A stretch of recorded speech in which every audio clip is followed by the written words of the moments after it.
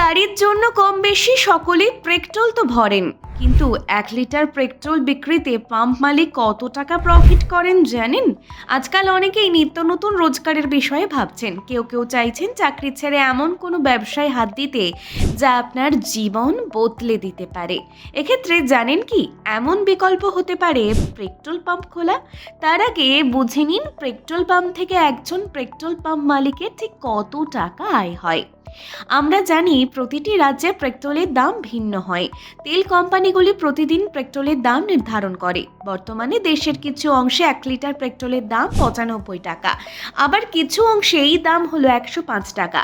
আসলে এই দাম রাজ্য সরকারের কাছ থেকে প্রাপ্ত ভর্তুকির ওপর নির্ভর করে। সেই অনুযায়ী রাজ্য ভেদে এই দাম পরিবর্তিত হয়। কেন্দ্র এবং রাজ্য উভয় পক্ষই আসলে পেট্রোল এবং ডিজেলের দামের ওপর কর আরোপ করে। অনেকেই জানেন না যে পেট্রোল পাম্পগুলি জ্বালানি বিক্রি থেকে রীতিমতো কমিশন পায়। হিসাব বলছে পেট্রোল পাম্প মালিকরা 1000 লিটারের জন্য পান 1868 টাকা কমিশন। অর্থাৎ পেট্রোল পাম্পগুলি প্রতি লিটার বিক্রিত জ্বালানির ওপর একটি নির্দিষ্ট কমিশন পেয়ে থাকেন। এই কমিশনের মার্জিন সাধারণত প্রতি লিটার পেট্রোলের জন্য 1.5 থেকে 3 এবং ডিজেলের জন্য প্রায় 2 থেকে 3 পর্যন্ত হয়। যদি আপনি হিসাব করেন তাহলে লক্ষ্য করবেন যে পাম্প মালিকরা প্রতি লিটার পেট্রোলে প্রায় 2 টাকা করে কমিশন পান। ভিডিওটি ভালো লাগলে লাইক, কমেন্ট, শেয়ার করে আপডেট বাংলা পেজটি ফলো করুন এখনই নতুন নতুন আপডেট পেতে।